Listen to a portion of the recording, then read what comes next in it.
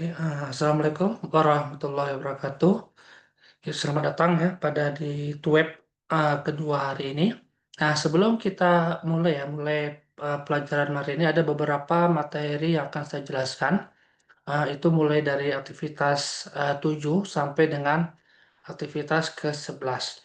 Dan nanti juga ada beberapa tugas yang akan saya jelaskan sedikit ya, dan ada beberapa poin penting ya di dalam pengumpulan tugas 2 dan 3 ya. Nah, nantinya untuk mempersingkat waktu kita mulai ya web pada hari ini. Oke, kemudian kita akan masuk ke tipe data ya. Nah, tipe data dan variabel ya. Nah, tipe data ini merupakan jenis data ya yang bisa kita simpan di dalam sebuah variabel. Jadi, setiap variabel itu dia mempunyai tipe data tertentu yang nantinya akan menentukan jenis nilai ya, jenis nilai apa yang boleh disimpan dan digunakan. Contohnya ada tipe data berupa numerik ya seperti integer itu untuk bilangan bulat, kemudian ada float atau double itu untuk bilangan desimal, lalu ada char ya untuk satu karakter, kemudian ada string ini biasanya digunakan untuk kumpulan karakter ataupun teks, dan terakhir itu ada boolean ya untuk nilai yang sifatnya benar atau salah. Nah, tipe data ini sangat penting ya karena nantinya dia akan menentukan beberapa memori, ya memori yang dibutuhkan dan operasi apa yang bisa kita lakukan terhadap data tersebut. Nah, kemudian ada ini ya variabel ya. Nah, untuk variabel sendiri ini merupakan tempat penyimpanan sementara untuk data di program, gitu ya. Nah, setiap variabel dia mempunyai nama yang unik ya supaya nanti kita bisa mengambil atau nanti menggunakan datanya. Tapi sebelum kita bisa menggunakan variabel kita harus mendefinisikan dengan tipe datanya. Misalnya itu ada int ya, int itu atau kita sebut dengan integer umur sama dengan 24. Ya artinya si variabel umur ini dia akan menyimpan bilangan bulat dengan angka 24 gitu ya. Kalau kita analogikan tipe data itu seperti jenis kotak ya. Jenis kotak besar kecilnya itu tergantung isinya. Sedangkan variabel adalah label pada kotak itu supaya kita tahu kira-kira apa isinya. Nah, dengan memahami konsep ini ya, uh, untuk tipe data dan variabel, diharapkannya nanti ke depannya kita dapat menguasai berbagai macam tipe data dan variabel di dalam Java dan menulis program yang efisien ya, efisien, tepat serta nanti kita akan juga mampu untuk menyimpan dan bagaimana untuk memanipulasi berbagai jenis informasi ya, seperti angka, teks maupun nilai logika nantinya. Oke, kemudian saya lanjut lagi. Nah, kita akan masuk ke poin tipe data ya. Tipe data ini merupakan bentuk atau kategori nilai yang nanti akan digunakan di dalam pemrograman. Nah, dengan mengetahui ya, mengetahui tipe data, tipe data kompilator ataupun nanti ada interpreter ya, nantinya dapat memahami bagaimana suatu nilai ini akan diproses ataupun nanti akan digunakan di dalam program yang kita buat. Nah, di dalam pemrograman yang ini kita ini ya sering mengenal berbagai macam tipe data ya. Seperti itu ada bilangan bulat ya. Bilangan bulat ini biasanya untuk integer ya. Kemudian ada bilangan pecahan itu atau real atau float maupun nilai logika itu yang sifatnya boolean. Nah, nantinya setiap tipe data ini dia akan memiliki fungsi dan karakteristik masing-masing ya, sehingga nantinya ini penting ya bagi kita untuk nanti untuk memilih ya. Kira-kira tipe data apa saja yang sesuai dengan kebutuhan dari program yang kita buat nantinya. Oke, kemudian secara khusus ya di dalam bahasa pemrograman Java ini ya, tipe data ini dibagi menjadi ada dua kelompok utama, gitu ya. Nah, yang pertama itu ada tipe data primitif ya. Primitif yaitu tipe data dasar ya, tipe dasar yang langsung nanti akan disediakan oleh Java. Misalnya itu ada berupa integer, kemudian ada float dan boolean. Gitu. Kemudian yang kedua ini ada data apa namanya ya, data reference ya. Nah, ini tipe data yang nantinya akan merujuk pada objek ataupun instance dari suatu kelas gitu ya. Nah, nantinya dengan kita ya memahami dengan dua tipe data ini ya, nantinya kita ini ya nanti apa namanya? Kita dapat menulis ya program mana yang masuk kategori data primitif, mana yang masuk kategori data reference. Oke, kemudian kita akan masuk ya. ke yang pertama ya, sesuai dengan yang di sebelumnya tadi, itu ada namanya data primitif gitu ya. Nah, data primitif ini ya, di kolom pertama ini ya, terdapat itu ada nama-nama tipe data boolean ya. Ada boolean, kemudian ada char, kemudian byte, uh, short, integer, sampai dengan double. Nah, setiap data ini dia memiliki sebuah karakteristik masing-masing gitu ya. Misalnya ada tipe data boolean, dia hanya menyimpan sebuah nilai true ya, nilai true atau false ya. Sedangkan untuk tipe data char, dia akan menyimpan satu karakter Unicode ya. Nah, bagian yang paling penting ya yang perlu diperhatikan dari tabel ini adalah alokasi memori ya dan jangkauan ukurannya. Nah, untuk alokasi memori ini akan menunjukkan beberapa banyak ruang yang dibutuhkan setiap data yang akan disimpan. Nah, contohnya tipe itu ada tipe data byte ya, tipe data byte. Ini dia hanya membutuhkan 1 byte memori ya. Sedangkan untuk tipe data yang sifatnya apa ya? Ini ya yang untuk long ya, yang long ini dia memerlukan tipe 8 byte ya. Semakin besar tipe datanya maka semakin banyak memori yang akan digunakan gitu. Nah, sementara itu jangkauan ukurannya ini menjelaskan ya batas nilai yang disimpan oleh setiap data. Misalnya untuk byte ini ya, dia hanya dapat menampung nilai itu dari yang byte-nya nilai dari -128 sampai dengan 127 gitu ya. Ya. Kemudian ada yang untuk integer ya, rentangnya dari sekian sampai dengan sekian gitu. Nah, nantinya ini ya di tabel ini sangat penting nantinya kalau kita untuk bagi seorang pengembang ya, pengembang program untuk memilih tipe data yang sesuai ya dengan kebutuhan agar nantinya program yang dibuat itu akan lebih efisien dan akurat serta nanti ada penggunaan memori yang dapat diminimalkan ya. Jadi sangat penting kita menentukan kapan kita harus menggunakan tipe data boolean, char, byte, kemudian double sehingga tidak menjadi pemborosan memori di dalam penggunaan program. Oke, kemudian pada contoh pertama ini ya kita akan mempelajari bagaimana menggunakan tipe data boolean ya di dalam pemrograman Java. Nah, langkah pertama adalah kita akan mendefinisikan sebuah variabel bertipe boolean, yaitu ada uh, boolean kondisi ya dan boolean status gitu ya. Nah, selain itu juga kita juga membuat 2 variabel, itu ada integer ya untuk nilai 1 dan nilai 2. Nah, kemudian kita akan mengisi ya untuk nilai 1 itu dengan angka 7 dan nilai 2 dengan angka 10 gitu. Selanjutnya kita akan melakukan sebuah perbandingan ya. Nilai 1 dan nilai 2 atau dengan kata lain angka 7 dan angka 10. Nah, nantinya hasil perbandingan ini adalah hasilnya itu ada false ya karena angka 7 itu memang tidak lebih besar dari angka 10 gitu ya. Sedangkan nilai hasil perbandingan ini kemudian dia akan disimpan di variabel boolean kondisi, gitu ya. Kemudian sedangkan variabel boolean statusnya akan diberikan nilai true yang secara manual, gitu.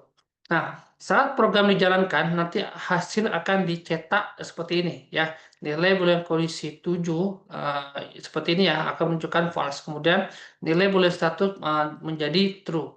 Nah, di contoh ini kita bisa lihat ya bahwa untuk tipe data boolean dia hanya memiliki 2 kemungkinan nilai, yaitu true atau false gitu ya. Jadi untuk tipe data boolean ini paling banyak digunakan ya untuk menyimpan hasil perbandingan logika. Misalnya dalam proses untuk pengambilan keputusan pada program. Oke, kemudian kita akan masuk ke contoh kedua ya. Di sini kita akan mempelajari untuk tipe data primitif char. Nah, di dalam pemrograman Java ya tipe data char ini akan digunakan nanti untuk menyimpan satu karakter. Yang bisa berupa huruf, kemudian ada angka, simbol, atau nanti sebuah karakter khusus. Nah, di dalam kode ini ya, atau di dalam script ini, kita akan menisikan 3 variabel char, yaitu ada char 1, char 2, dan char 3. Ya. Nah, variabel char 1 ini dia akan diisi dengan dengan karakter A. Ya, kemudian char 2 diisi dengan kode Unicode ya 0x0VV32 yang berisikan karakter seperti ini adalah tanda tanya. Dan untuk karakter char 3 ini akan diisi dengan tab ya, tab kemudian ada simbol T ini ya. Nah, lalu saat program dijalankan maka nilai ketiga ini variabel ini akan dicetak menghasilkan itu ada nilainya char 1 sama dengan apa A, kemudian char 2 akan menampilkan seperti ini, kemudian char 3 dia akan menampilkan ini ya, menggabungkan antara A dan B ya. Jadi cetaknya seperti ini hasilnya.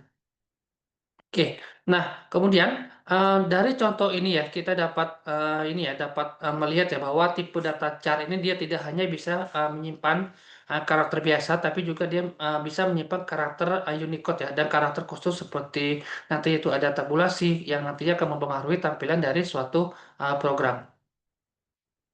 Oke, kemudian kita akan masuk ke tipe data primitif ya, byte, short, integer, dan long.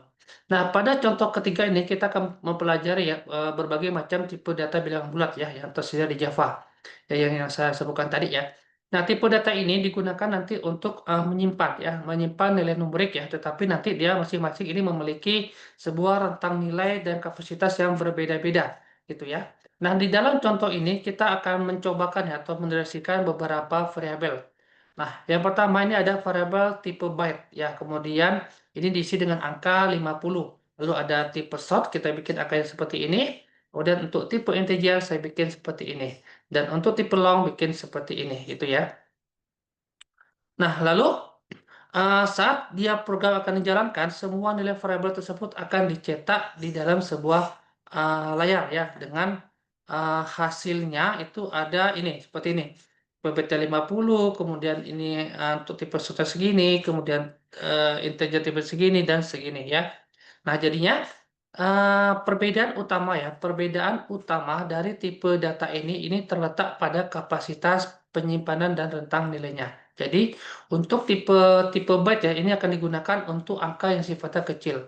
Ya, sedangkan untuk short ini untuk nilai yang rentang nilainya lebih besar. Sedangkan untuk integer dia sangat ini ya integer ini paling banyak atau paling umum digunakan ya, untuk bilangan yang sifatnya bulat. Dan long ini biasanya untuk angka yang sangat besar. Nah, dengan contoh seperti ini ya, kita nanti dapat yang memilih tipe yang paling sesuai ini ya, tipe yang paling sesuai agar program itu akan menjadi lebih efisien dan tepat gitu ya. Yang saya sebutkan tadi, kapan harus kita menggunakan byte, short, integer, long di dalam menggunakan pemrograman. Apalagi kalau kita menggunakan beberapa proyek besar ya atau membuat proyek besar.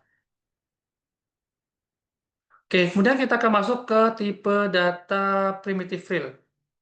Nah, kita akan membahas ya tipe data real atau desimal di Java, yaitu ada float dan double. Nah, untuk kedua tipe ini digunakan nanti untuk menyimpan angka dan koma ya. Angka dengan koma ataupun nanti angka desimal. Nah, di contoh coding ini terdapat ada dua variabel ya bertipe float ya.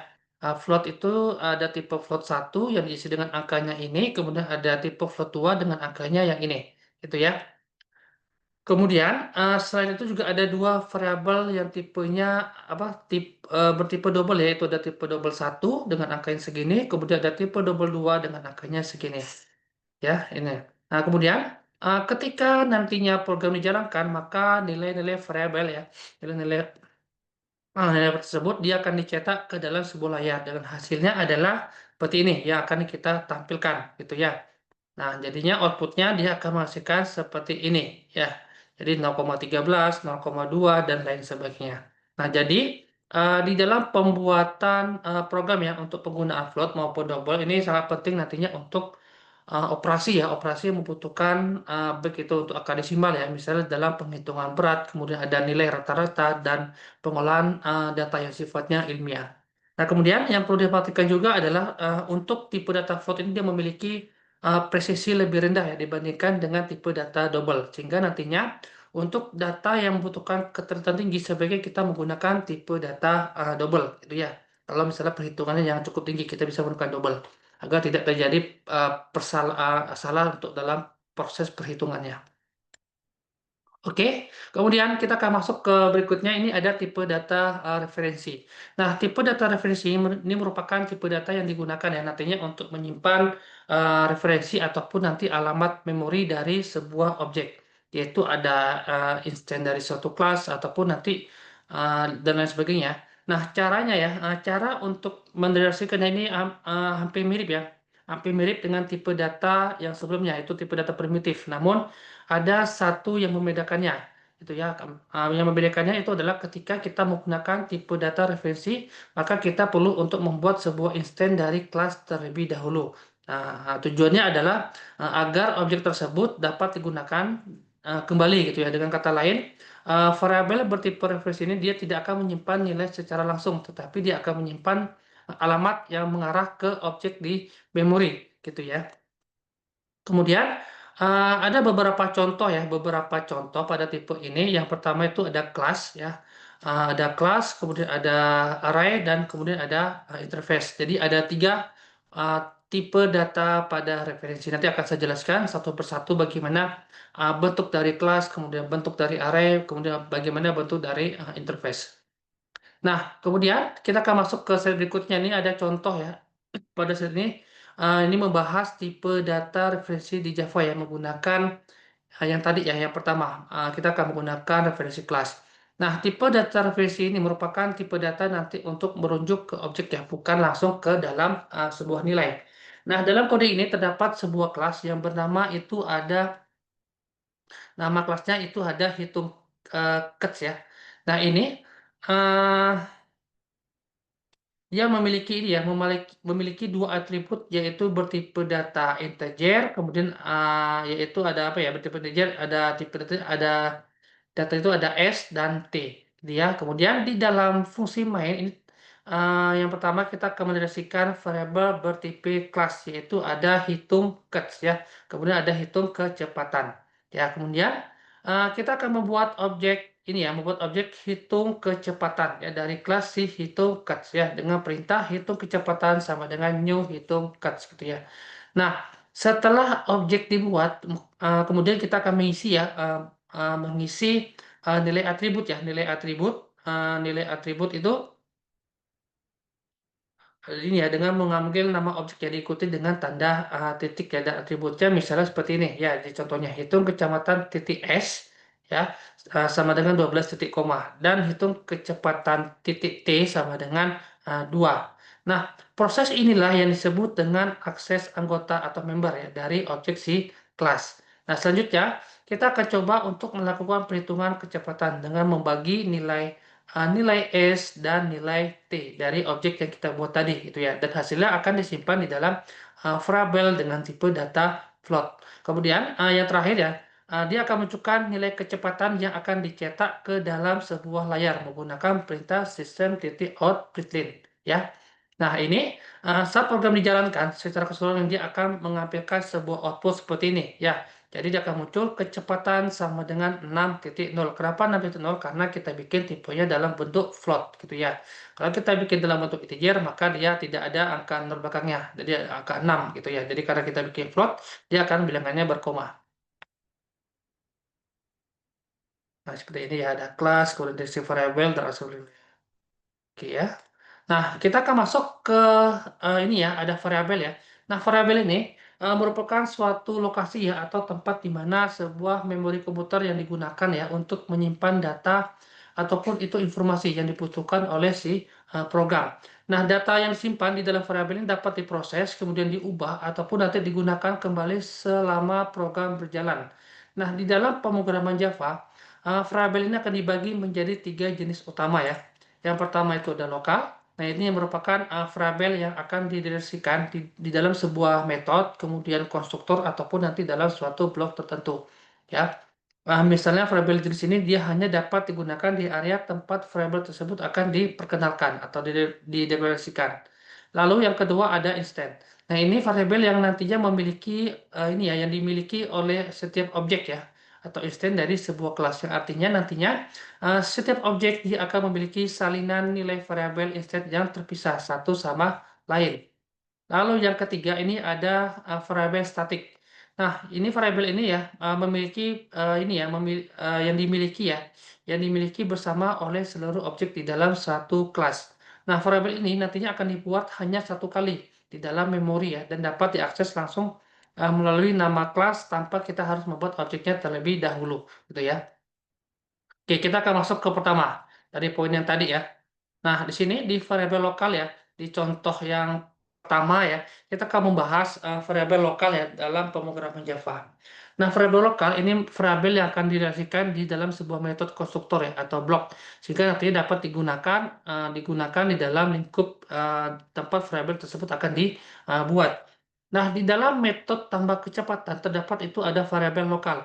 Ya, variabel lokal bernama cepat gitu ya, yang diinisiasi dengan nilai 0 gitu ya.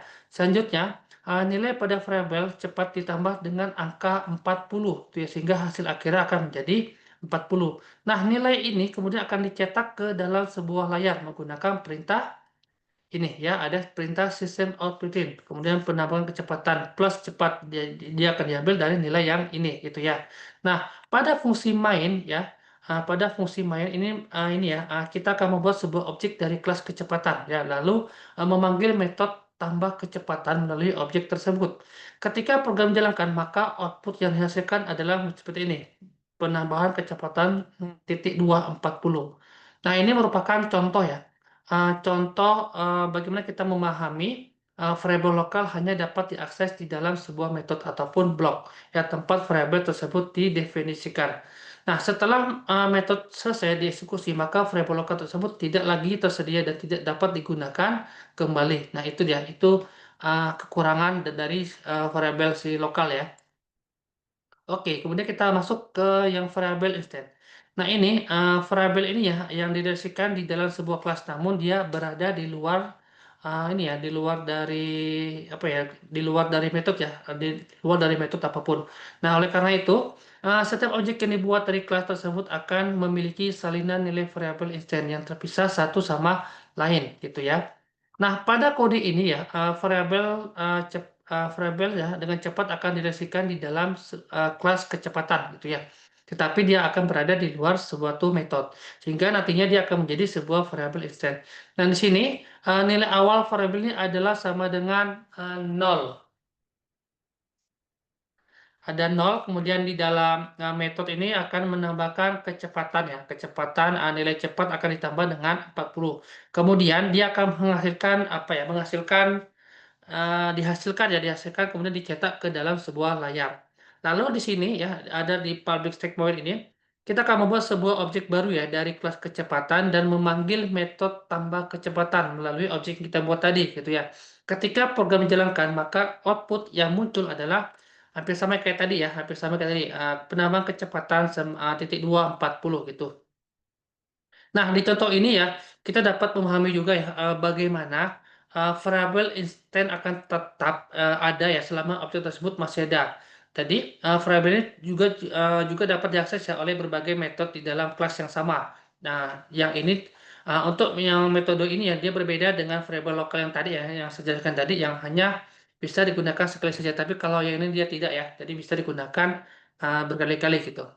Jadi dia ada kelemahan dan ada kelebihan dari masing-masing variabel tadi, baik itu yang lokal sama yang instan. Oke, kemudian kita akan masuk ke variabel statik ya. Nah, di sini kita akan belajar ya tentang variabel statik ya di dalam pemrograman Java.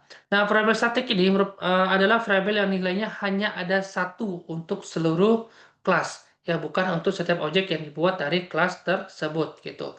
Artinya bukan untuk setiap objek yang dibuat ya dari kelas tersebut. Nah, pada contoh ini ya, contoh coding ini ya, ada dua variabel statik yang akan kita kenalkan dalam kelas sepeda ya, kelas sepeda yaitu ada jenis sepeda ya. Jadi sepeda ini bertipe datanya string dan jumlah sepeda. Ya, jumlah sliber dengan tipe datanya integer. Nah, kedua variabel ini bisa langsung diakses ya tanpa perlu kita membuat objek dari kelas maupun dipanggil dari metode statik yang seperti fungsi main yang sebelumnya ya, maupun dipanggil dari metode statik seperti fungsi main. Lalu selanjutnya di dalam fungsi main ya, di dalam fungsi main ini kita menginisialisasi ya ada jenis sepeda dengan sepeda gunung ya, ada sepeda gunung dan jumlah sepeda dengan nilai 4.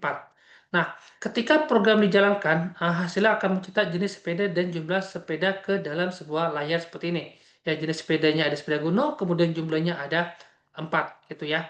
Nah, dengan memahami ya kode yang ini nanti kita akan lebih tahu ya bahwa variabel statik ini dia memiliki atau dimiliki ya, dimiliki bersama oleh seluruh instansi dari objek dari sebuah kelas gitu ya. Sehingga nantinya nilainya akan tetap sama untuk semua objek gitu ya, dan dapat diakses kita tanpa perlu untuk menyebut apa itu nama objeknya. Nah, yang ini ya untuk variabel statik ini dia berbeda dari variabel-variabel yang sebelumnya ya. Jadi ini lebih mudah kita pahami dan lebih simpel ya untuk kita memahami coding yang daripada sebelumnya. Oke. Nah, oke, kemudian kita akan masuk ke operator Java. Nah, operator ini merupakan simbol yang digunakan ya nantinya untuk memberikan sebuah instruksi kepada komputer agar melakukan suatu aksi terhadap satu atau lebih operasi gitu ya, operan gitu ya. Nah, di dalam matematika, operan ini merupakan objek atau nilai yang dikenai suatu operasi. Nah, sementara itu di dalam bahasa pemrograman operan adalah bagian dari sebuah instruksi ya, instruksi yang nanti akan menentukan data apa yang akan diproses ya, kemudian dimanipulasi ataupun nanti diolah lebih lanjut oleh si program.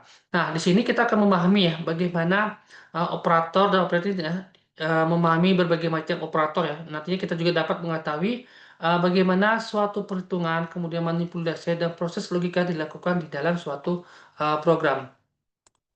Oke, kemudian kita akan masuk ke ekspresi ya. Nah, ekspresi ya di dalam pemrograman ini merupakan susunan ya. Susunan antara operator dan operan ketika dieksekusi ya. Ketika dieksekusi dia akan menghasilkan sebuah nilai gitu ya. Nah, sebuah ekspresi ini dapat terdiri dari operator ya, seperti simbol plus ya, simbol plus. Dan operan ini yaitu ada sebuah nilai atau variabel yang menjadi objek operasi. Sebagai contoh sini ada angka 10 dan angka 5. Ya, jadinya ini yang memiliki angka 10 dan 5 sebagai sebuah operator. Dan simbol plus ini adalah sebagai simbol operator. Nah, ketika ekspresi ini dijalankan, hasil yang diperoleh adalah 15 gitu ya. Nah, di sini juga ada contoh codingnya ya. Di sini yang ditampilkan terdapat ekspresi uh, cepat ya, cepat sama dengan cepat ditambah 40. Nah, di sini variabel cepat berfungsi sebagai sebuah operand ya. Kemudian ada angka 40 juga merupakan operator simbol plus menjadi sebuah operator ya gitu. Nah, ketika ekspresi tersebut dijalankan, nilai variabel cepat akan ditambah dengan 40 dan kemudian akan dicetak ke dalam sebuah layar gitu ya. Nah, ini merupakan contoh yang dapat kita pahami bahwa setiap NPC dalam program akan melakukan suatu operasi ya dan menghasilkan nilai baru yang dapat kita gunakan di dalam proses berikutnya di dalam suatu program.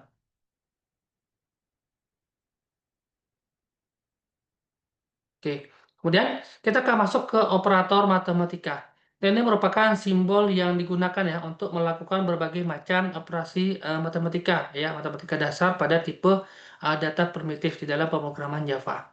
Nah, di dalam pemrograman kita akan mengenal 5 ya, ada 5 operator aritmatika utama yang perlu kita pahami ya bersama-sama. Ini merupakan basic di dalam perhitungan untuk aritmatika. Nah, ini mungkin ada disebut sudah tahu ya, ada penambahan, kemudian ada pengurangan, perkalian, pembagian dan modulus.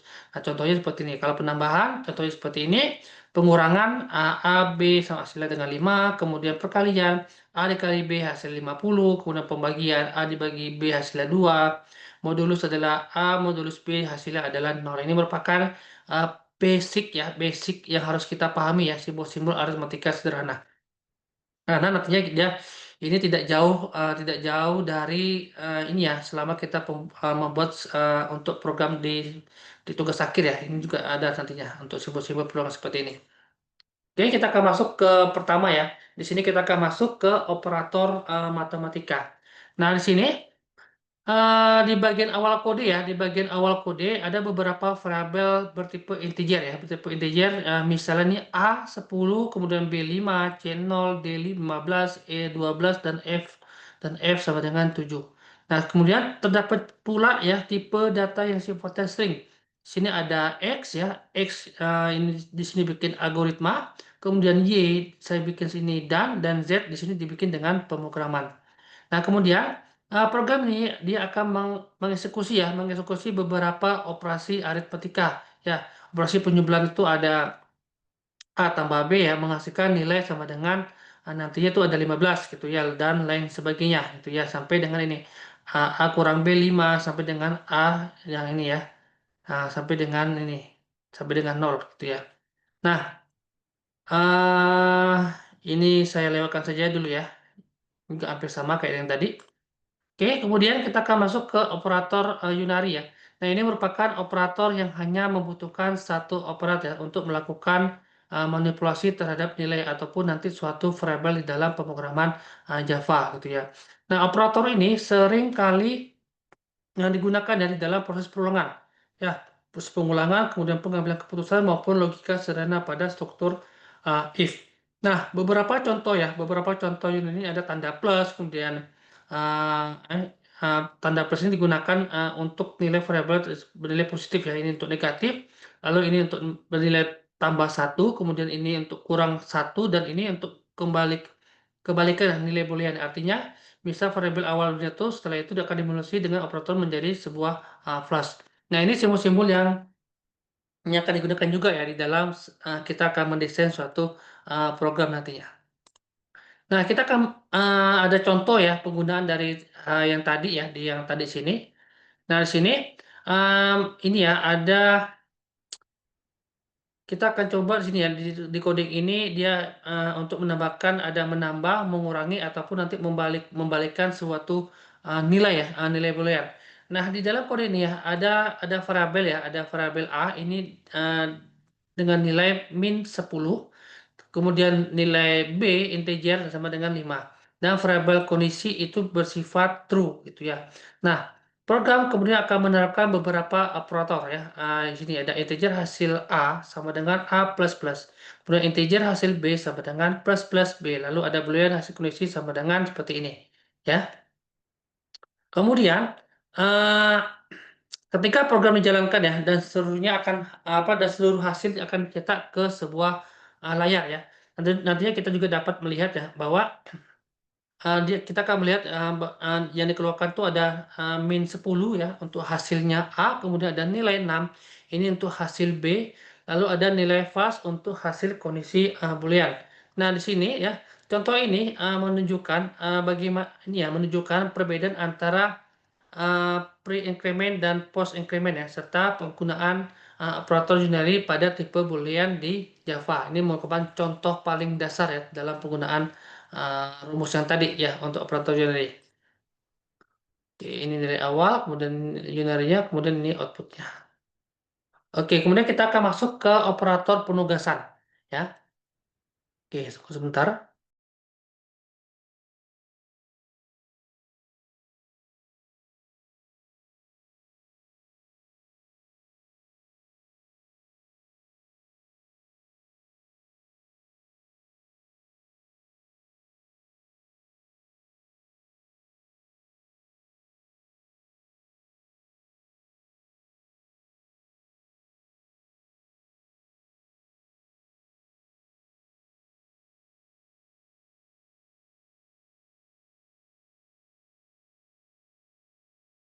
Lanjut lagi. Nah, operator penugasan ya dan Java ini merupakan operator yang digunakan nanti untuk memberikan nilai awal maupun untuk memperbarui nilai dari suatu variabel. Nah, operator ini apa ya? Paling sering digunakan di dalam proses perhitungan maupun ketika sebuah variabel itu harus disimpan dengan nilai baru. Nah, di tabel ini ya ada beberapa operator penugasan yang nantinya kita perlu pahami. Yang pertama, ini akan digunakan nanti untuk memberikan nilai secara langsung ke variabel. Contohnya misalnya A sama dengan 10, yang artinya variabel A ini diisi dengan angka 10. Lalu ada simbol ini ya plus sama dengan ya ini akan dipakai nantinya untuk menambahkan nilai baru ke nilai sebelumnya. Misalnya kita bisa menggunakan A plus sama dengan 5 yang artinya ini ya dia sama dengan A sama dengan A plus 5 gitu ya, lalu ada min sama dengan. Nah, ini digunakan nanti untuk mengurangi nilai variabel, contohnya misalnya apa ya A kurang sama dengan 3, berarti artinya adalah nilai A akan berkurang sebanyak 3 gitu ya, lalu ada kali sama dengan. Nah, ini akan digunakan nanti untuk operasi perkalian, misalnya A kali sama dengan 2 yang setara dengan A sama dengan A kali 2. Lalu ada simbol ini pengisian dan pembagian ya, ini akan dipakai nanti untuk pembagian, misalnya A bagi sama dengan 4. yang artinya adalah nilai A itu akan dibagi menjadi 4. Lalu ada yang terakhir, ini ada pengisian dan sisa bagi. Nah, ini akan digunakan nanti untuk mencari sisa hasil bagi. Contohnya misalnya kita ini ya, A sisa bagi sama dengan 3 yang menghasilkan sisa pembagian A dengan 3. Nah, operator ini ya yang ini ya diharapkan nantinya adik semua ya dapat mempermudah penulisan kode sekaligus nanti untuk mempercepat bagaimana proses perhitungan atau nanti untuk memanipulasi nilai pada variabel di dalam pemrograman Java nantinya. Oke, kita akan coba salah satu contoh ya bagaimana fungsi dari operator penugasan ya. So yang tadi ya contoh yang ini.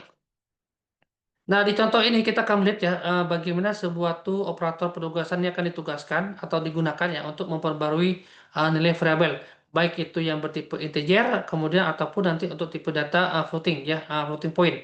Nah, operator penugasan ini akan memungkinkan kita untuk menuliskan proses ya, proses pengisian nilai sekaligus ya, untuk operasi aritmatika dengan cara yang lebih ringkas. Nah, untuk variabel tipe data integer di sini ada nilainya A sama dengan 20 dan B sama dengan 10 gitu ya. Kemudian di sini ada logikanya ya. Yang pertama ini ada A ditambah B sama dengan B ya. Sehingga nanti berarti nilai A ini sama dengan A ditambah B. Nanti hasilnya dia akan menjadi 30 ya. Kemudian dan seterusnya ya, yang sampai dengan kalau untuk yang double ya, untuk yang double atau untuk yang floating point ya, ini ada untuk pecahan, berarti sini ada double K sama dengan 30,7, lalu double L sama dengan 5,67. Jadi ini ada rumusnya juga ya.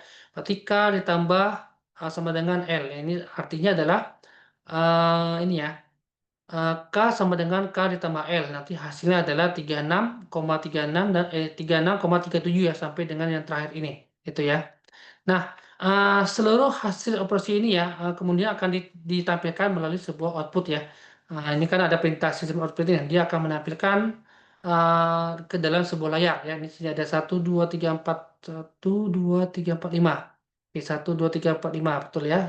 Yang ini juga iya. Berarti dia akan menampilkan semuanya ke sini dari hasil perhitungan yang ini dan yang ini. Jadi di dalam ini ada dua rumus sekaligus ya untuk tipe data integer dan tipe data untuk yang double itu ya.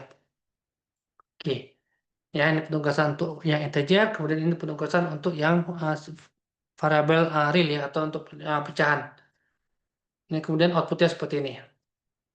Oke, kemudian kita akan masuk ke operator rasional ya. Nah, operator rasional ini merupakan operator yang digunakan dalam pemrograman Java untuk membandingkan dua nilai.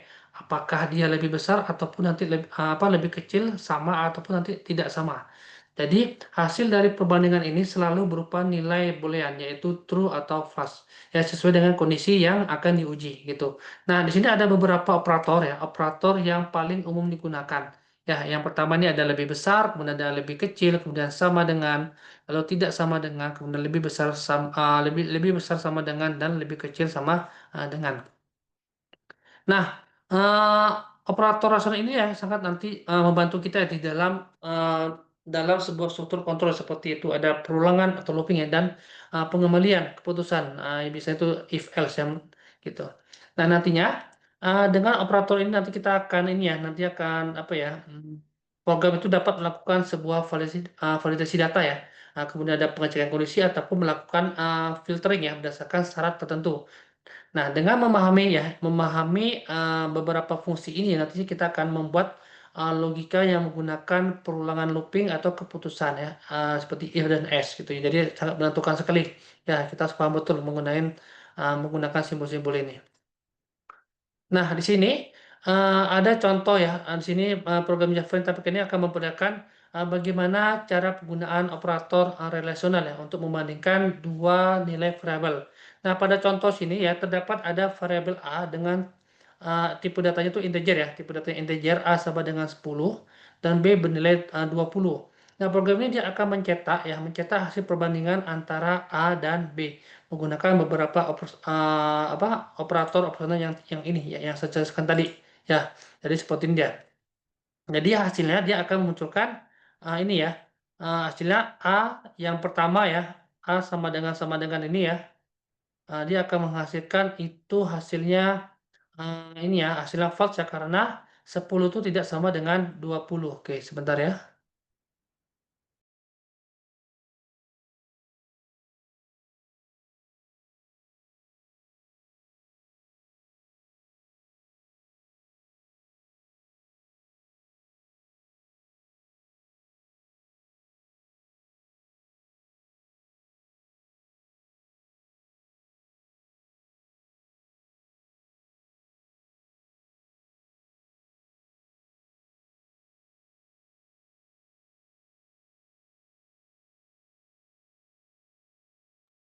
Oke, saya lanjut lagi. Kemudian yang kedua ya, ada ini ya. Jadi hasilnya itu adalah true ya. Maka karena 10 memang tidak sama dengan nilai 20. Jadi hasilnya seperti ini. Ya. Lalu yang ketiga ya, ini ada false ya hasilnya sini. True, false ya. Jadi yang terakhir ini adalah ini ya hasilnya true karena dia nilai apa karena angka 10 ini emang ini ya apa false ya false karena angka 10 ini dia tidak lebih besar atau tidak sama dengan 20 maka dikatakan nilainya false gitu ya. Oke, kemudian kita akan masuk ke contoh ya, atau belum contoh ini apa namanya ini ya, keterangan dulu ya definisinya tentang operator logika. Nah, operator logika di dalam pembangunan Java ini akan digunakan nanti untuk menggabungkan dua atau lebih kondisi yang masing-masing itu bernilai boolean yaitu true atau false. Nah, operator ini akan membantu kita nanti untuk membuat berbagai macam keputusan ya yang lebih sifatnya kompleks di dalam pemrograman. Nah, dua operator logika ini yang paling sering ya digunakan. Jadi kita akan bahas dua saja ya. Dari kasus ini sebetulnya ada banyak ya, tapi dalam kasus ini kita akan membahas dua saja ya. Di sini ada simbol operator dan ya, yang nanti akan menghasilkan nilai true dan jika kedua kondisi bernilai true. Lalu ada operator atau ya yang akan menghasilkan nilai true jika salah satu kondisi bernilai true. Nah, pada tabel yang ditampilkan ini ya dijelaskan bagaimana cara kerja operator dan apa operator dan di mana kombinasi dua nilai true akan menghasilkan true, tetapi jika salah satu saja bernilai false, maka nilai otomatis menjadi false. Ini ya, dan contohnya seperti ini. Ya, ini ada merupakan tabel perbandingan dengan operator dan apa dan atau uh, apa ya logika dan atau ya. Seperti ini dia. Contohnya nilai satu true true true false, kemudian operatornya seperti ini, nilainya seperti ini, kemudian hasilnya dia seperti ini. Oke, kemudian, nah di sini ada contoh codingnya, ya. Bagaimana kita menerapkan dari operator logika. Nah, di contoh ini ya, kita akan melihat bagaimana operator logika ini digunakan untuk menggabungkan beberapa kondisi ya, sehingga nanti akan menghasilkan nilai boolean, yaitu true atau false ya.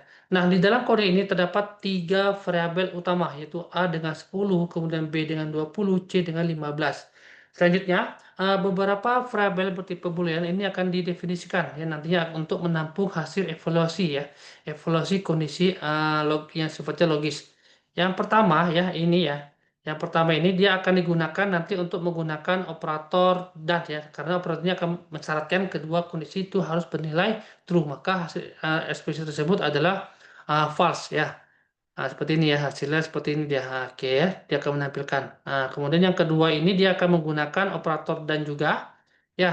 Nah, pada kasus ini kedua kondisi harus bernilai true ya sehingga hasilnya itu adalah true. Ya, kemudian yang kedua ini ada simbol atau ya. Yang ketiga ya. Yang ketiga simbol ini.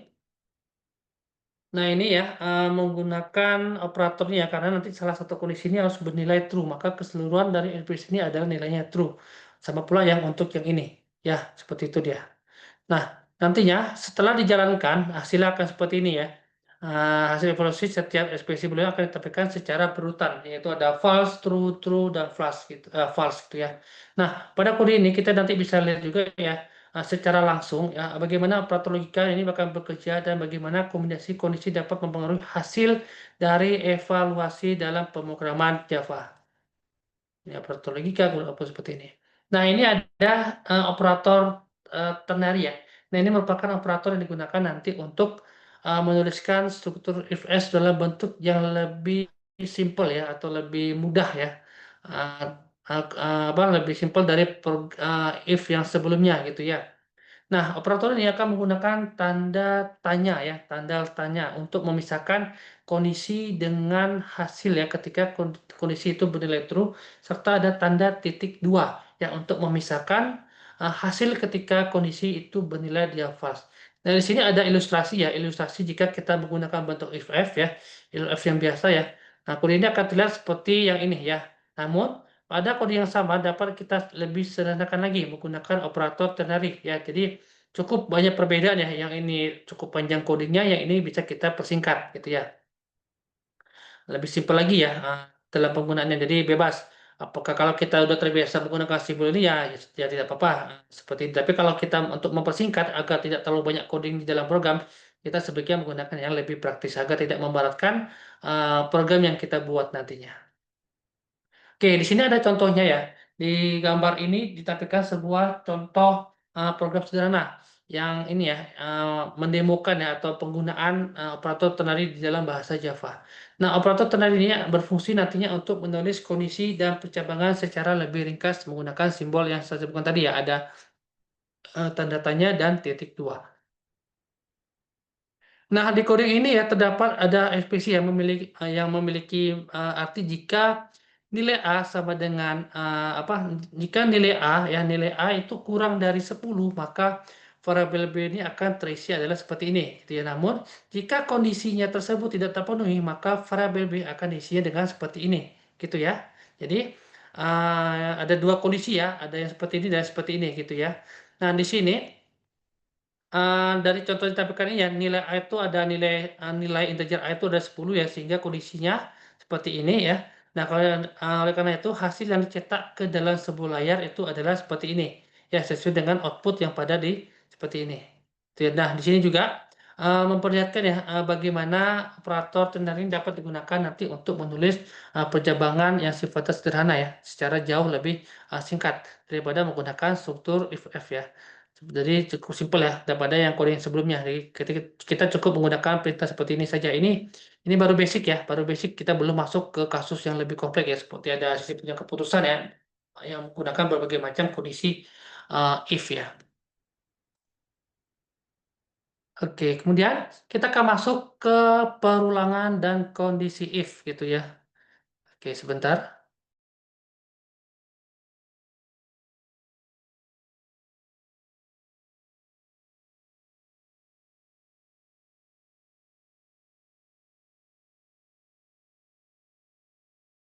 Oke, saya mulai lagi. Nah, perulangan atau looping ya di dalam bahasa pemrograman ini merupakan sebuah mekanisme ya yang nanti memungkinkan suatu instruksi atau fungsi ini akan dijalankan secara berulang ya selama kondisi tertentu masih terpenuhi.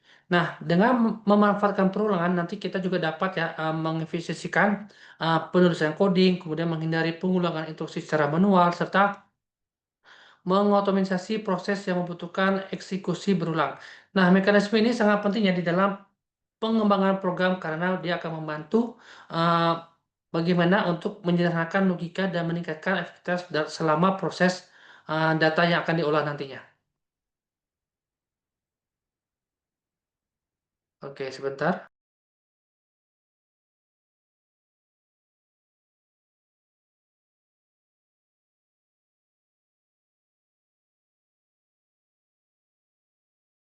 Bisa lanjut lagi ya. Nah, di sini ya perulongan ya, perulangan while. Nah, secara flowchart. Di sini ya, while ini dia bekerja seperti sebuah percabangan ya, yang terus memeriksa kondisi sebelum setiap interaksi. Jika kondisi tersebut masih true, ya maka pernyataan di dalam block while akan dieksekusi gitu ya. Dan proses ini berlangsung secara berulang sampai dengan kondisi berubah menjadi false gitu ya. Nah, sedangkan pada sintak ya, di sini kita dapat menuliskan seperti pada gambar yang ini ya, gambar pertama ini. Nah, di sini terlihat bahwa alur program selalu kembali untuk memeriksa kondisi. Jika kondisi sudah bernilai true, apa namanya? Bernilai false ya, bernilai false, maka program dia akan keluar dari perulangan dan melanjutkan eksekusi ke baris kode setelah block while. Nah, ini ada dua ya. Ini secara flowchartnya dan ini secara programnya ya. Oke, nah ini tadi kita ini ya ada ilustrasi seperti ini. Kemudian kita akan masuk bagaimana contoh penggunaannya. Ya, nah di sini ini ada program sederhana ya bagaimana penggunaan dari while. Nah, apa while di dalam bangun Java. Nah di sini ya ada variabel yang namanya i ya, ada variabel yang namanya i. Ini akan dikenakan dengan nilainya 0. Kemudian pada perulangan while ini akan dijalankan selama kondisi seperti ini. Ya, dengan nilai 5 bernilai true ya. Nah, di dalam blok perulangan, programnya akan menampilkan nilai i lalu akan meningkatkan nilainya dengan operasi i plus plus. Nah, proses ini akan secara berlangsung secara berulang sehingga nanti akan menghasilkan sebuah output mulai dari angka 0 hingga 4 ketika nilai i telah mencapai angka 5. Nah, kondisi yang ini ya, kondisi ini menjadi false sehingga perulangan dihentikan dan program akan berakhir gitu ya. Jadi, kenapa di sini muncul angka 0 sampai 4? Karena angka 0 ini dia akan hitung juga ya, dihitung mulai dari dia termasuk angka ya. Jadi kalau kita bikin 5 dia berarti di sini 0 ini berarti 1, 2, 3, 4, 5 gitu. Kalau kita bikin sini 6 berarti dia 0 0 1 2 3 4 dan 5 gitu ya. Berarti itu dia ilustrasinya. Oke, ini perulangan while, kemudian outputnya seperti ini. Nah, kemudian kita sudah membahas yang while, kita akan masuk ke perintah for. Nah, for ini digunakan nanti untuk menjalankan blok kode ya secara berulang dengan jumlah ini ya. Oke, sebentar ini.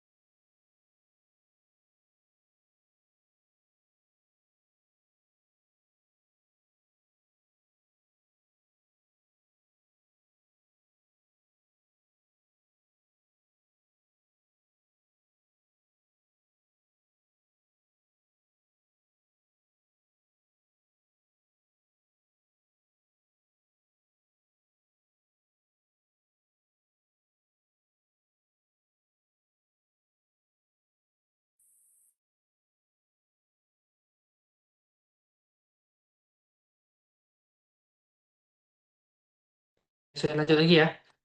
Kita akan masuk ke perulangan. Ini bisa digunakan nanti untuk menjalankan blok kode ya secara berulang dengan jumlah iterasi yang sudah ditentukan secara jelas ya. Nah, dalam satu pernyataan for ini terdapat tiga komponen ya, tiga komponen utama, yaitu ada inisialisasi, kemudian kondisi, dan ini ya serta penambahan atau pengurangan nilai dari variabel.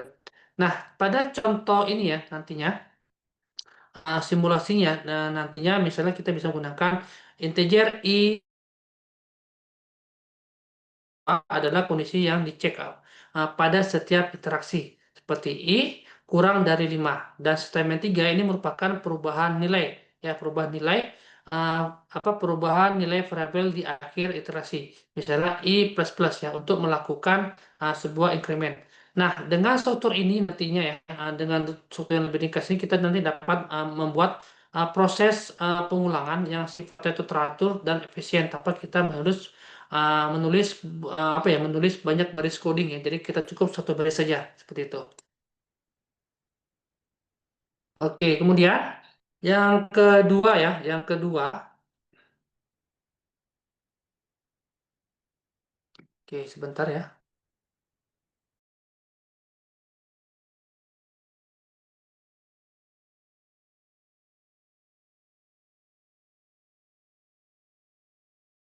Oke, yang selanjutnya lagi yang kedua ya di sini kita akan masuk ke perulangan for gitu ya. Nah, di slide ini ya kita berikan contoh penggunaan pengulangan for ya di dalam pemrograman Java. Nah, perulangan for ini akan berfungsi untuk mengeksekusi. Oke, sebentar tadi. Oh, oke, lanjutin lagi ya nih. Ini ya untuk mengeksekusi ya blok kode sebanyak jumlah interaksi yang sudah ditentukan sejak awal, gitu ya. Nah, dengan sintak yang ini ya, yang ringkas dan terstruktur, di contoh ini kita ini ya perulangan dimulai dengan variabel i ya, variabel i dengan nilainya 0. Selanjutnya, selama kondisinya seperti ini ya terpenuhi, maka program dia akan mencetak nilai i dan kemudian menambahkannya satu setiap kali interaksi berlangsung gitu ya. Ketika nilai i ya mencapai dengan 5, maka kondisi menjadi false karena ini ya sehingga perulangan itu dia akan berhenti gitu ya. Gitu ya. Nah, output yang dihasilkan adalah deretan angka 0 sampai dengan 4 gitu ya.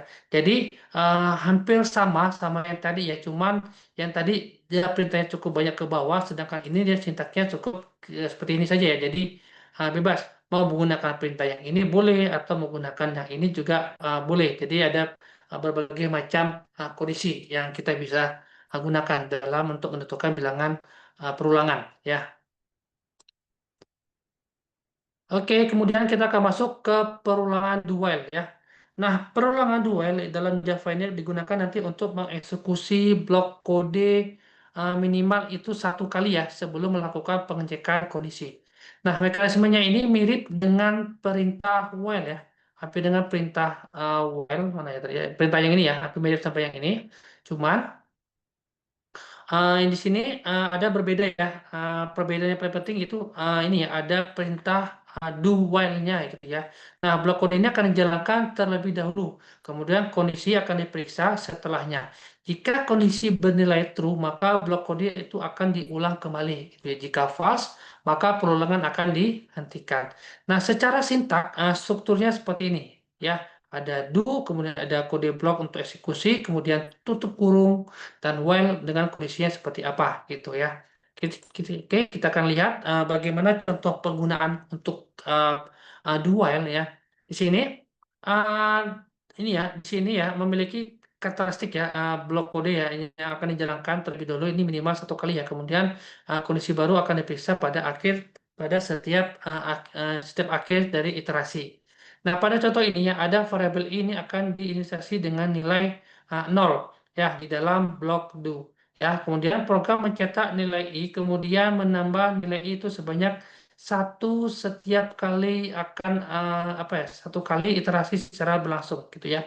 Selama kondisi i ya seperti ini maka dia akan bernilai true ya. Perulangan dia akan terus berlanjut gitu. Nah, maka output yang dihasilkan adalah menunjukkan bahwa nilai I itu akan dicetak mulai dari angka 0 sampai dengan angka 4. Ketika I mencapai nilai 5, maka kondisinya I seperti ini false sehingga perulangan itu akan dihentikan. Nah, ini merupakan contoh ya penggunaan dari do while ya. Seperti ini. Jadi ada cukup perbedaan dengan yang di while tadi ya. Oke, saya lanjut lagi. Oke, kita akan masuk ke poin berikutnya. Ini ada perulangan ya, perulangan dan kondisi if lanjutan gitu. Nah, di sini eh, kita akan masuk ke kondisi if ya. Nah, di sini di gambar ini menjelaskan bagaimana konsep dasar percabangan if di dalam pemrograman ya. Nah, percabangan if ini digunakan nanti untuk menjalankan ini ya untuk menjalankan sebuah blok ya sebuah blok penyataan hanya ketika kondisi yang diberikan itu bernilai true gitu ya. Nah, pada diagram alih ya terlihat bahwa program terlebih dahulu akan memeriksa kondisi. Jika kondisi menilai true ya bernilai true maka blok penyataan akan dijalankan. Namun jika kondisi bernilai false maka program akan melewati blok tersebut ya dan langsung akan melanjutkan proses berikutnya. Nah, kemudian di samping diagram ya, di samping diagram ditampilkan juga sintak ya, sintak if dalam kode pemrograman Java itu menggunakan penulisan if condition gitu ya.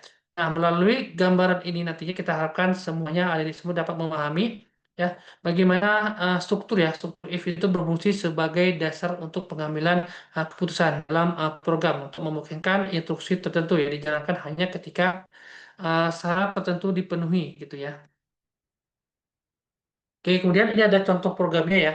Di sini kita akan melihat contoh penggunaan pencabangan if yang paling sederhana di dalam Java. Nah, di dalam program tersebut, di sini saya akan mendefinisikan dua variabel, itu ada A dan B ya. A dengan nilai 10, kemudian B bernilai 20. Kemudian saya akan menggunakan perintah if seperti ini ya untuk mengecek apakah nilai A ini lebih kecil daripada B. Gitu ya. Nah, jika kondisinya benar, maka baris perintah di dalam blok itu seperti ini ya. If yaitu sistem output line seperti ini ya. Dia kemudian kita akan jalankan karena hasilnya adalah benar ya bahwa 10 itu lebih kecil daripada 20. Maka hasil yang ada pada layar adalah muncul seperti ini ya. Seperti ini ya. Oke. Nah, ini merupakan contoh ya, contoh sederhana ya dalam penggunaan struktur if di dalam pemrograman Java. Oke, kemudian kita akan masuk ke kondisi if else ya. Nah, di sini kita akan membahas ya kondisi menggunakan if else ya. Nah, struktur ini digunakan nanti ketika kita ingin untuk menentukan ada dua kemungkinan ya, dua kemungkinan alur yang akan dieksekusi di dalam suatu program. Jadi ini akan berbeda ya. Jadi akan berbeda dengan if sebelumnya. Nah, kalau sudah if ini biasanya dia hanya menangani kondisi true ya. Sedangkan pada if else kita juga bisa menentukan apakah yang harus dilakukan ketika kondisinya false ya gitu. Jika kita lihat ya di dalam diagram sebelah kiri ya di sini kita melihat sebuah alur dimulai dari pengecekan kondisi ya. Jika kondisinya benar maka blok pernyataan seperti ini. Kalau dia akan mengulang lagi ya seperti ini. Kemudian kalau dia betul dia akan sampai ke sini gitu ya. Nah, di sini ada contohnya ya, di sebelah kanan ini ada contoh codingnya. Nah, contohnya seperti ini, ada if condition, kemudian kita bikin kondisinya seperti apa nantinya, lalu else seperti apa nanti kondisinya. Oke, kita lihat dulu contoh codingnya ya. Nah, ini contoh codingnya ya. Masih menggunakan struktur if juga ya. Ini nantinya digunakan untuk membuat keputusan itu berdasarkan kondisi tertentu. Contohnya di sini saya masih menggunakan kasus yang sama ya, sama yang tadi ya, seperti ini ya. Ada variabelnya tuh ada integer A20, integer B20 seperti ini dia. Nah, ini ya. Uh, kita memiliki ada dua variabel ya, variabel A dan B. Nah, program dapat memeriksa apakah nilai A itu kurang dari nilai B ya dengan menggunakan perintah if ya. Jika kondisi tersebut benar, maka program akan mengeksekusi perintah yang sesuai, misalnya menampilkan seperti ini ya. Namun jika kondisinya salah, maka si A dia akan ini ya dia akan menampilkan programnya seperti ini gitu ya. Jadi dengan menggunakan if else dia akan memberikan sebuah kondisi. Kalau seperti kondisinya ini dia akan menunjukkan seperti ini. Kalau kondisinya seperti ini dia akan menunjukkan seperti ini gitu ya. Jadi saat kita jalankan dia akan menunjukkan seperti ini ya. Jadi dia akan mengambil kondisi yang seperti ini. Tapi kalau kita ubah simbol yang ini ya, berarti dia akan memunculkan bilangan yang ini gitu ya. Jadi lebih enak kita menggunakan kalau misalnya ada banyak kondisi yang harus menggunakan if else gitu. Oke, sebentar.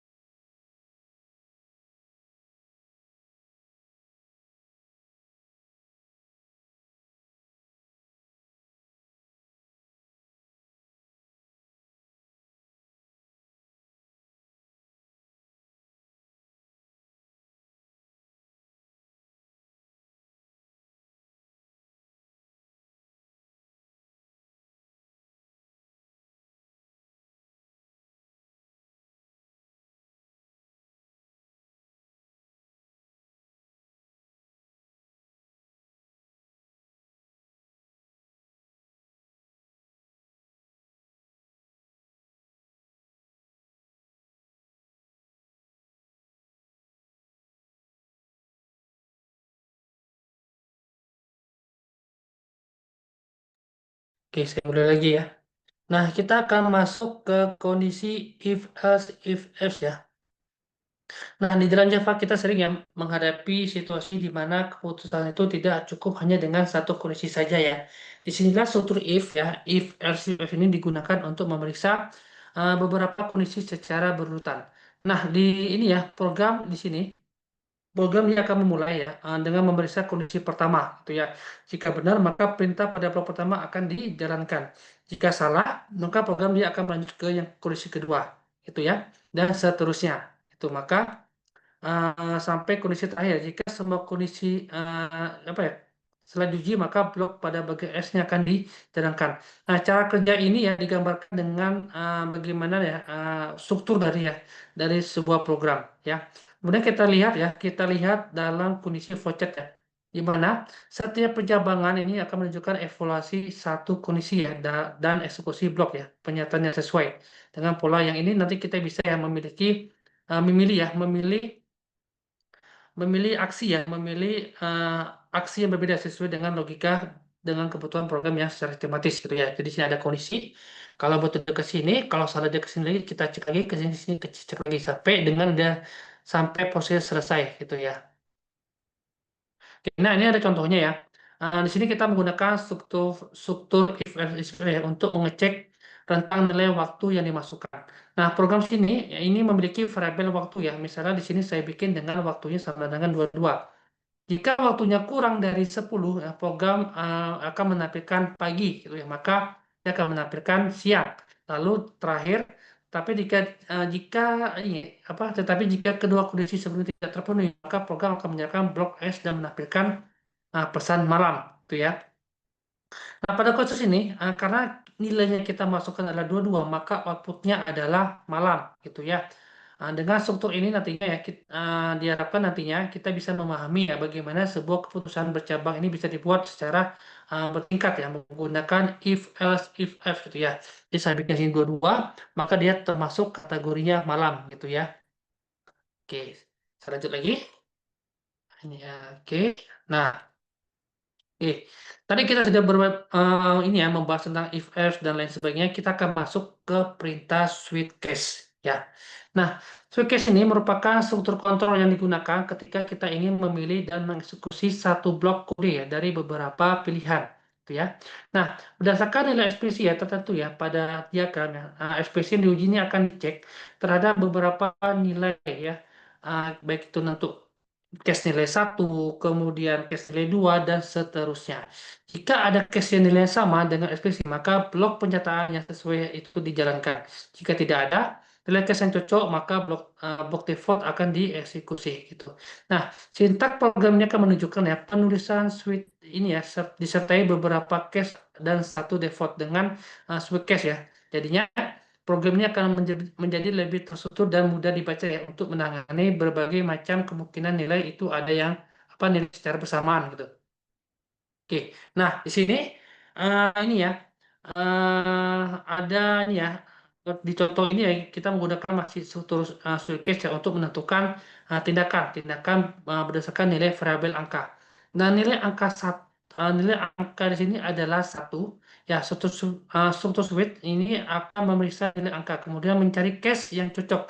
Jika angka sama dengan satu maka program akan menjalankan perintah case satu yaitu mencetak angka satu gitu ya. Jika maka nilainya 2 ataupun 3 nanti maka akan dijalankan perintah case yang sesuai apakah itu 2 ataupun 3 nantinya. Nah, di sini kemudian jangan lupa juga ya, nantinya setiap case ini biasanya diakhiri dengan perintah break ya untuk menghentikan proses switch ya setelah satu case dijalankan. Gitu ya. Nah, di contoh sini ya, di contoh sini diinputkan itu angka satu ya, maka dia akan buka angka satu gitu ya. Nah, ini ya. Jangan lupa ya setiap case dia kasih bentar break dia untuk menandakan proses pada case masing-masing itu dia akan berhenti. Tapi kalau tidak, dia proses itu akan terus berjalan terus, gitu ya. Oke. Oke, kemudian kita akan masuk ke array dan metode. Nah, pada topik kali ini ya kita akan mempelajari dua konsep penting ya di dalam pemrograman Java yaitu ada array dan metode. Nah, array ini bisa digunakan nanti untuk menyimpan sekumpulan data dengan tipe yang sama secara terstruktur gitu ya. Sedangkan untuk metode ini akan membantu kita untuk mendefinisikan fungsi atau prosedur yang dapat digunakan secara berulang kali di dalam suatu program gitu ya. Nah, dengan dua konsep ini ya sangat penting ya nanti agar kita bisa mengelola data secara efisien dan membuat coding program ini akan lebih modular serta mudah untuk dikelola. Oke, kita akan masuk ke array ya. Ini array ini ya, array sebuah objek yang digunakan nanti untuk menyimpan sekumpulan data. Setiap data di dalam array disebut dengan elemen gitu ya. Dan setiap elemen dia memiliki suatu indeks. Yang nantinya untuk ini ya, indeks yang unik untuk menandai posisi di dalam array. Nah, perlu diingat juga ya, nantinya setiap elemen dalam array ini sebenarnya adalah sebuah variabel dan panjang jumlah elemen dan array akan ditentukan saat array tersebut dibuat dan tidak dapat diubah secara langsung gitu. Nanti akan kita jelaskan seperti apa untuk penggunaannya ya. Nah, di sini ada beberapa poin penting ya pada array di dalam Java. Nah, di sini yang pertama, sebuah array pada Java akan dialokasikan secara ini ya, secara dinamis sehingga kita nanti dapat menentukan ukuran array saat program akan dijalankan gitu. Yang kedua, array di Java merupakan suatu objek ya. Bisa dikatakan kita bisa mengetahui berapa jumlah elemen array tersebut menggunakan properti tertentu seperti ada lex gitu ya. Ketiga, ini ada cara deklarasi variabel array. Ini mirip dengan variabel lain, namun dia harus menambahkan nama array setelah tipe data. Misalnya ada int ya, int tanda kurung itu ya, tanda kurung dan kemudian kita pilih dengan angka. Kemudian yang keempat ini adalah indeks array ya. Indeks array ini selalu dimulai dari angka 0 sehingga elemen pertama array terletak pada indeks 0. Kemudian terakhir, array di Java dapat dibuat sebagai statis ya. Statis ataupun nanti ada variabel lokal ataupun nanti bisa sebagai parameter pada metode dan nanti akan memberikan sebuah fleksibilitas dalam penggunaan array di berbagai skenario program yang kita rancang nantinya. Oke, nah di array ya kita masuk ke array satu dimensi ya. Nah, array satu dimensi ini merupakan suatu struktur data yang digunakan nantinya untuk menyimpan sekumpulan nilai bertipe sama dalam satu variabel. Nah, pada contoh pertama ya, contoh pertama kita akan mendefinisikan array bertipe string dengan string sama dengan chars. Nah, selanjutnya ada array ini ya, array tersebut akan kita diinisiasi ya dengan beberapa nilai. Misalnya itu ada string, kemudian ada berbagai macam mobil, ada Volvo, kemudian BMW, Ford, dan Mazda. Nah, kemudian ada untuk array bertipe integer. Nah, penulisannya bisa seperti ini. Ya, ada integer seperti simbol ini, kemudian ada my num ya. Jadi, masukkan namanya apa angkanya 10, 20, 30, dan 40 gitu. Nah, setiap elemen pada array ini akan diakses melalui sebuah indeks ya yang dimulai dengan angka 0 gitu. Jadi, ilustrasinya seperti ini ya. Pada array ini akan diakses melalui indeks yang dimulai dari angka 0. Nah, di sini ada ilustrasinya menunjukkan misalnya jika ada array ya, array integer array isinya itu ada 10, 5, 7, 3, 1, maka yang tersimpan berurutan dalam memori komputer dengan array kita bisa mengolah data lebih rapi dan hemat untuk penggunaan variabel gitu ya. Oke, nah ini ada contoh programnya ya seperti ini. Nah di sini uh, masih menggunakan array satu dimensi ya pada Java ya. Nah pertama proses integrasi dilakukan dengan menuliskan tipe data ya dengan tanda kurung siku ya tanda kurung siku misalnya ini ada integer array int ya. Kedua kita akan melokasikan memori dengan perintah array int ya dengan new integer 5 ya. Kemudian artinya ini adalah array akan memiliki 5 elemen gitu ya. Kemudian yang ketiga kita akan mengisi elemen array dengan posisi tertentu.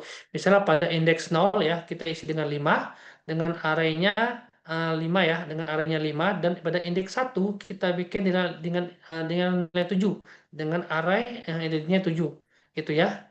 Nah, hasil output ini ya, hasil output dari kode ini adalah angka 5 dan 7 sesuai dengan nilai yang sudah kita masukkan tadi ya. Jadi ya nantinya ya dengan struktur dimensi ini kita akan mengetahui bagaimana tata cara deklarasi ya, bagaimana alokasi memori serta cara untuk mengisi dan mengambil data dari elemen array ya, untuk bisa mengolah data secara efisien. Oke. Nah, di sini ada array multidimensi ya. Nah, array multidimensi ya di Java ini digunakan nanti untuk menyimpan data ya menyimpan data dalam format baris dan kolom seperti di dalam tabel yang ini. Nah, contoh yang paling umum ya adalah array dua dimensi gitu ya. Tadi kita sudah bahas tentang satu dimensi, sekarang kita akan masuk ke dua dimensi. Nah, di mana kita akan menuliskan dengan sintak int seperti ini ya, int array ya. Di gambar ini ya terdapat ada ini ya, ada ilustrasi ya, ilustrasi bagaimana cara pengisian dan pembacaan array dua dimensi.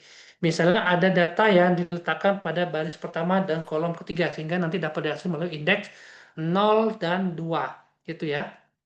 Nah, nanti tabel ini, sedangkan untuk di tabel bawah ini ya, pada gambar memberikan data yang tersimpan secara apa ya, secara metrik yang membentuk beberapa baris dan beberapa kolom.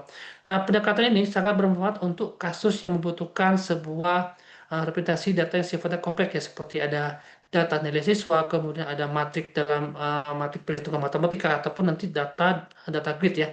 Nah, dengan kita menggunakan array dua dimensi nantinya jadi tersebut dapat mengelola ya dan memproses data data kelompok secara lebih terstruktur. Oke, ini ada contoh programnya ya, seperti ini ya. Di sini kita akan mendefinisikan array dua dimensi ya, yang bentuknya menyerupai sebuah tabel dan baris dan kolom. Misalnya di sini saya bikin ada sintak integer array 2D. Ya, sini ada angkanya 2, 10, 800, kemudian 3, 60, 900, sampai dengan 1, 70, dan 449. Nah, ini akan menunjukkan data yang tersusun di dalam tiga baris dan tiga kolom gitu ya. Nantinya untuk menampilkan semua isi array tersebut digunakan dua buah loop besarang ya, loop luar untuk baris dan loop dalam bentuk kolom. Nah, setiap elemen akan dicetak berdasarkan indeks sehingga hasilnya berupa matrik ya. Output yang terlihat ini akan menunjukkan bahwa di apa ya, di data ya dalam format satuan, apa di data ya, di data dalam format satuan, kemudian puluhan dan ratusan sesuai dengan isi dari array. Nah, ini merupakan teknik ya, nantinya bagaimana kita bisa mengakses dan mendapatkan semua data array secara lebih terstruktur gitu ya. Jadi dia akan mengurut ya seperti itu. Di sini ada penampilkan ya. Kalau yang ini dia akan menampilkan tampilan seperti ini ya. Kemudian dia ada mengeksekusi ya hasil dari yang ini. Lalu dia akan berhenti ngeprint atau menampilkan pesannya. Ini ada deklarasi, kemudian tik menampilkan datanya, kemudian output seperti ini. Oke, kemudian kita akan masuk ke ini ya, ada passing array ya. Ini hampir sama kayak tadi ya. Oke, ini ada detailnya seperti ini. Kemudian, nah, oke sebentar. Untuk tugas dua ya. Oke, saya cek dulu ya. Saya cek dulu di apa namanya, di sistemnya. Sebentar.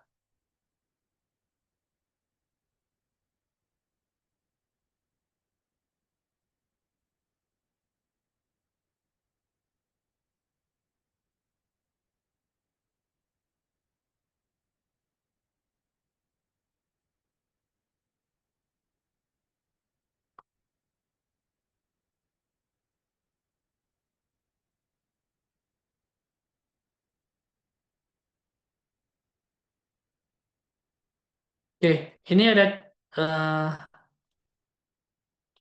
oke, ini ada catatan penting ya. Ada pemberitahuan ya. Untuk di tugas dua ya, untuk di tugas dua, buat video ya, video penjelasan dengan durasi maksimal 15 menit tentang cara kerja ini ya. Intinya semua tugas dibuat dalam bentuk video, kemudian akan dijelaskan secara detail maksimal itu waktu 15 menit. Kemudian tugas boleh diupload di YouTube ataupun di Google Drive ya. Kemudian linknya akan dikirimkan ya melalui apa namanya di sistem ya. Jadi jangan lupa ya, terus dikerjakan ya sesuai dengan instruksi. Mungkin di sistem juga belum disampaikan ya. Saya lihat juga masih belum disampaikan. Instruksinya masih belum ini ya, masih yang sama ya, masih yang belum, masih kemarin ya belum ada perubahan. Jadi saya tadi dapat informasi ya dari grup bahwa untuk tugas harus dalam bentuk video gitu ya. Oke, itu saja ya. Silakan nanti kalau ada yang bertanya, silakan bisa melalui di Google atau apa di kolom chat saja ya dia untuk bertanya ya. Oke, itu saja ya dari saya ya pertemuan hari ini. Oke, saya tutup. Assalamualaikum warahmatullahi wabarakatuh.